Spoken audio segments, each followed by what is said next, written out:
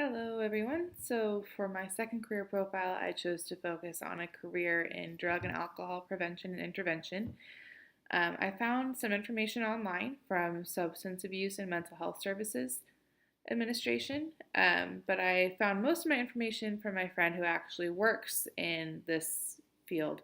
He works in a detox center for drugs and alcohol, which a detox center is where an individual would go before they went to rehab. So for the first 3 days to 1 week of when they decide they want to become clean and sober, um, that person would first go to a detox center for treatment to initially get the drugs out of their system before going to rehab, which is little bit longer term than detox. Um, so he works as a support staff member. He works for a small drugs and alcohol detox company. There are bigger companies, but he works for one that's kind of just getting started. Um, let's see. He typically works 8 hours a day, 5 days a week. He actually works the graveyard shifts. Um, but when the center is taking in new residents that are undergoing the detox treatment, he's asked to stay longer so that he can help with the admittance process because it takes a lot of effort to go through someone's belongings and do their initial drug screenings and things like that. Some of the typical stressors of the job are working with people going through detox in general because they are just coming off of drugs.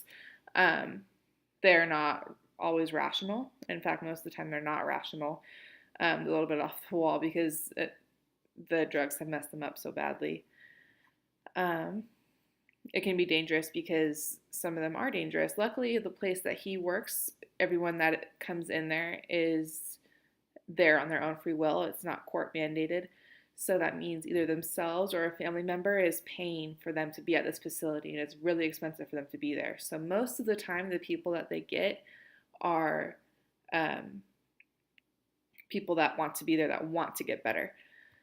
They're not forced to be there by any means, unless family is pressuring them.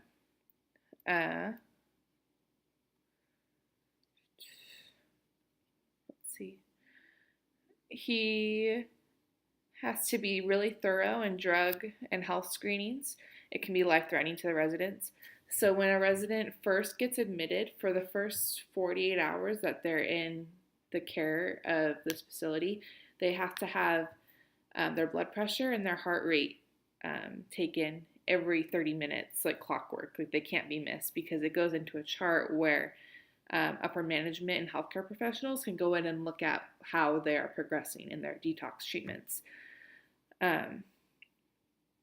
So the constant wellness checks can be overwhelming, especially when you have 8 to 10 residents who all need to be checked every 30 minutes. So once you get through the initial round, you have to go back again and start all over again. So it really never ends. It can be stressful to fill out all the paperwork correctly while also doing the checks every 30 minutes because those checks have to be done even while they're sleeping. So that means waking them up and testing their blood pressure and their heart rate to make sure that they're doing okay. Some of the typical benefits for his company in particular, they do offer health insurance if you're a full-time employee. Because he works for a small business, he likes it because he doesn't have the huge corporate pressures of the boss's boss is coming in to check on him. He has a boss that he's close with, and his coworkers have a good chance to get to know each other. His location will even contribute to education costs. Like if you want to go to school to finish your degree, they will help you with some of the costs that go into a degree that would benefit if you were working in that field. So that's really cool. Some of the common job tasks I already talked about, which was taking vitals every 30 minutes. And not only that, but twice a day they have to do urine analysis for the residents, which means that they have to go in and actually watch them give the urine sample. And then they personally have to go and deliver it to be tested, which is twice a day. During the daytime, the support staff members have to take residents to any doctor's appointments that they may have. And upon admittance, or when they're admitted, the support staff has to go through each and every set of belongings that they might have and themselves to make sure they're not carrying any drugs with them into the facility. Educational requirements for support staff members. There are no educational requirements for entry-level positions, but if you want to move up and basically get paid more and have more job responsibilities, you have to have a degree or go through training that the company will send you to. They have to be CPR first aid certified, as well as certified by the state to distribute medications to residents, which can be really dangerous as well. The starting salary range in this position is about $30,000 a year, but experienced salary range is about $50,000.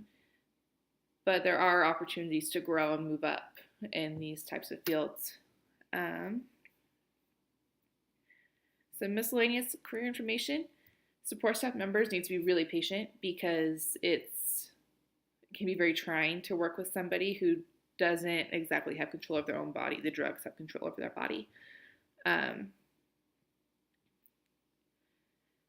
My friend in particular went through extensive job training to look for signs of drug and alcohol use and for emergency situation training because he's been in positions during the night where he's had to call 911 and the ambulance has to come and take someone away to the hospital. So yeah, it's a lot of reading people and knowing if they're okay and what they need and if they're progressing or if they need more help kind of thing. So that is my presentation. Thank you.